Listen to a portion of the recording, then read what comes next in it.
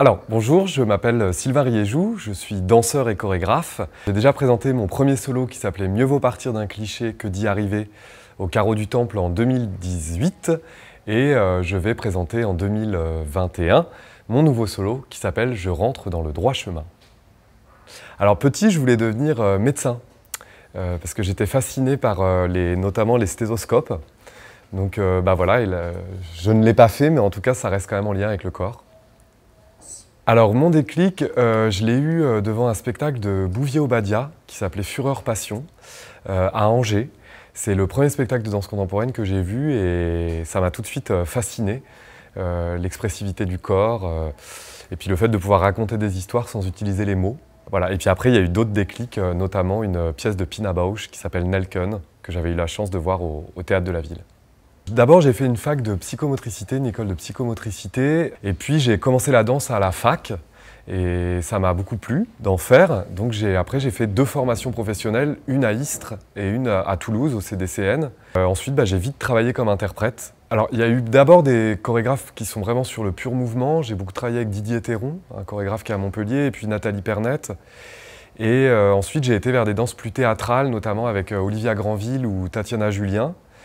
Et puis maintenant, je travaille aussi avec les plasticiens Cléda et Petit-Pierre, donc un travail plutôt autour des sculptures à activer. Et puis, j'ai développé mes projets en même temps que je travaillais comme interprète. Dès que j'avais un petit peu de temps, j'en profitais pour faire des films ou pour prendre des studios, pour répéter des danses qui me donnaient envie, des qualités de mouvement qui me donnaient envie de traverser, Alors, moi, j'aimais bien les vidéos danses. Donc, je faisais déjà des vidéos danses chez moi en autoproduction. Et j'en ai envoyé une au concours Danse élargie, organisé par le Théâtre de la Ville et le Centre chorégraphique national de Rennes. Ils ont bien aimé ma vidéo, donc ils m'ont invité à la projeter 2 années de suite là-bas. Et de là, j'ai eu accès à une bourse à Bruxelles, dans une structure qui s'appelle l'EL, L''L.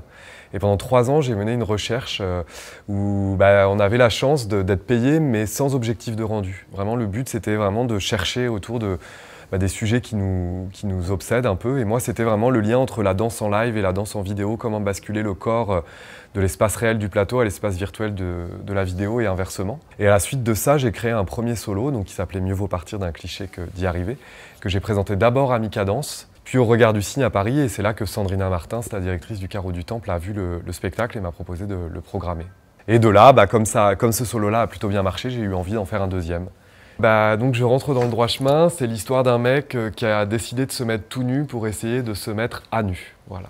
Je rentre dans le droit chemin, c'est pas vraiment un spectacle, c'est plutôt une conférence vidéo chorégraphique à travers laquelle j'explore la nudité et plus particulièrement l'usage de la nudité en danse contemporaine. Parce que c'est vraiment un des clichés qui est véhiculé sur la danse contemporaine. Quand je dis que je suis danseur contemporain, on dit souvent « ah tu dois danser à poil ». Donc je me suis dit, vu que moi en tant qu'interprète, j'avais jamais eu l'occasion de le faire, je me suis dit je vais vraiment explorer cette question-là. Et du coup, j'essaye de rendre la nudité très accessible. Donc je propose tout un jeu d'habituation assez comique sur comment déjà est-ce que je vais me mettre nu devant les gens pour que le moment où la nudité apparaît, ce ne soit pas un événement, mais plutôt un truc où on se dit « ah ». Finalement, c'est que ça. Et puis après, je joue autour de la question qu'est-ce qu'on fait une fois qu'on est à poil sur un plateau? Pourquoi se mettre nu sur le plateau? Comment dire? J'essaie d'expliquer quelle a été ma démarche et toutes les recherches que j'ai fait au fur et à mesure de cette création. Donc en faisant des citations à la peinture, à la littérature, au cinéma et puis bien sûr à la danse, pour essayer d'aller vers la danse qui pour moi nécessite d'être exécutée nue pour faire sens.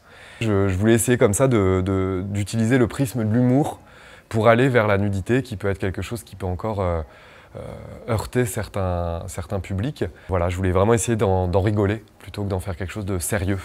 Je propose une réponse, est-elle la bonne? Ça, c'est pas à moi de dire oui ou non, c'est au spectateur. Voilà, je me pose beaucoup la question justement de qu'est-ce que ça veut dire la nudité? Et je crois que si on montre pas son sexe, on peut pas considérer qu'on est réellement nu en fait. Ce qui implique une différence entre la nudité des femmes et celle des hommes. Parce que les femmes, dès qu'elles enlèvent le haut, on a déjà une vraie notion de nudité qui se met en place, alors que chez nous les hommes, le torse nu n'est pas trop un problème. Moi je suis très maigre, donc j'ai toujours eu des complexes. Donc j'ai fait, au début où je me suis dit je vais faire un solo sur la nudité, mon premier réflexe ça a été d'aller faire de la muscu. En me disant je vais essayer de me muscler un peu pour être plus beau, mieux foutu entre guillemets. Et puis plus j'avançais dans le solo et plus je me rendais compte que la musculature me tendait et m'empêchait de danser. Donc au fur et à mesure, j'ai foutu la paix à mon corps, Je me suis dit ok, il est comme ça, il est maigre, mais en même temps il danse bien. Donc j'ai essayé d'arrêter de correspondre à des critères que j'avais dans la tête de qu'est-ce que serait un beau corps, pour vraiment me concentrer plutôt sur qu'est-ce que serait un corps disponible pour la danse. Et du coup, j'ai complètement arrêté de faire de la musculation et du coup, j'ai remaigri et aujourd'hui, j'ai l'impression que j'accepte de me dire que même cette maigreur, elle peut avoir une poésie. Pendant ce solo, je sens que j'ai appris un peu à me foutre la paix et à arrêter de vouloir contrôler mon image. Alors moi, le confinement, il est arrivé juste avant les premières du droit chemin au carreau du Temple. Donc on a reporté en décembre 20, mais ça a été de nouveau annulé. Alors je vais peut-être dire un truc étrange, mais ça a été plutôt bénéfique le confinement, parce que ce solo, franchement, il n'était pas prêt. Il n'était pas complètement terminé, et du coup ça m'a permis de le retravailler, mais notamment parce que c'est un solo, donc j'avais pas à payer d'autres danseurs, je pouvais me mettre tout seul dans un studio et travailler. J'ai vraiment retravaillé beaucoup la danse, et c'est très souvent que dans le spectacle vivant, on a une première, donc on présente un projet en fait qui n'est pas terminé. Et c'est dommage parce qu'il y a des projets qui sont vraiment super, mais quand on les présente, ils ne sont pas complètement finis, donc les programmateurs ne les achètent pas après. Et moi là, j'ai la sensation qu'en tout cas, le projet, je vais le présenter, pour moi, il sera vraiment abouti. Et donc s'il ne tourne pas, si personne ne l'achète, c'est pas parce qu'il n'est pas fini, mais c'est vraiment parce que juste il n'est pas réussi, ou qu'il ne trouve pas en tout cas une résonance chez les programmateurs. Les choses ne m'appartiennent plus maintenant, quoi. Moi, j'ai fait mon boulot jusqu'au bout et aux gens de voir s'ils ont envie de m'aider à le diffuser ou pas, quoi. En peinture, je me suis beaucoup... le tableau qui était une référence pour moi, ça a été l'Olympia de Manet. Donc Manet, il reprend exactement la composition d'un tableau beaucoup plus ancien de Titien, qui s'appelle La Vénus d'Urbino de Titien. Et sauf que là, au lieu de peindre une déesse, il peint une courtisane. Et donc tout d'un coup, c'est plus une entité un peu mythologique qui est représentée, mais vraiment une femme avec sa chair, elle a de la corne sous les pieds, elle a les doigts un peu sales, elle a voilà, tout ce qu'un corps réel peut avoir aussi. Et du coup, il a vraiment créé une avancée dans la peinture. Enfin, je ne suis pas un professionnel, un spécialiste, mais en tout cas, moi, c'est quelque chose qui m'a intéressé, cette idée du corps sublimé, magnifié, le corps un peu mythologique, parfait, qui n'a pas d'odeur, qui n'a pas de défaut, et puis le corps réel, qui est le nôtre, avec plutôt ses qualités, mais aussi ses défauts, ses zones esthétiques et ses zones moins esthétiques. Et je voulais vraiment essayer d'emmener mon corps dans l'un et dans l'autre, en fait. Essayer de le présenter tel qu'il est, le magnifier avec des lumières, avec un travail de vidéo, etc. Et puis aussi pouvoir des fois le montrer dans ses imperfections. En fait, moi, je suis dans le spectacle une série d'émissions que Marie Richeux a proposées sur France Culture en 2013 et où elle explore différents aspects de la nudité dans la peinture, dans la politique, dans le spectacle vivant, mais aussi dans la religion, par exemple. Je suis le fil conducteur, en fait. J'ai créé ma dramaturgie en fonction des émissions de Marie Richeux. C'était une manière pour moi de cadrer un peu la recherche. Et après, dans les chorégraphes qui m'ont beaucoup inspiré, parce que quand même c'est important, moi je me suis beaucoup inspiré du solo Self Unfinished de Xavier Leroy. Déjà parce que c'est un solo, donc je trouvais intéressant, c'est un homme, on a un peu le même genre de corps, grand et mince. Donc voilà, c'est un solo que je cite beaucoup pendant ma performance. Et puis Boris Charmat, qui lui a vraiment créé plein de concepts autour de la nudité, notamment la nudité augmentée. Le fait que dans une de ses pièces qui s'appelle Attention, les interprètes ne portent qu'un t-shirt. Ce qui fait que ça focalise encore plus l'attention sur les parties génitales, parce qu'il faut quand même être clair, quand on parle de nudité, on parle des parties génitales. Parce que se trimballer en slip, ça pose problème à personne. Par contre, si je suis tout habillé et que je sors juste mon sexe, voilà, c'est là qu'il va commencer à y avoir éventuellement quelque chose qui va heurter les spectateurs. Là, je commence ici, au Carreau du Temple, à la fin du mois, je commence une nouvelle création.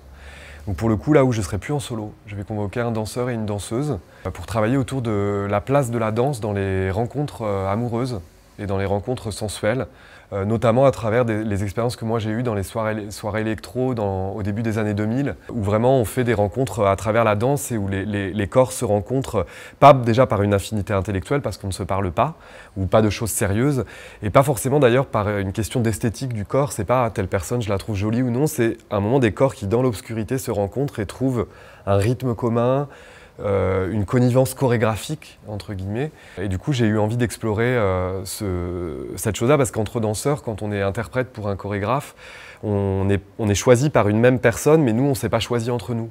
Et même entre danseurs, déjà, il y a des corps avec lesquels on rentre plus facilement en dialogue.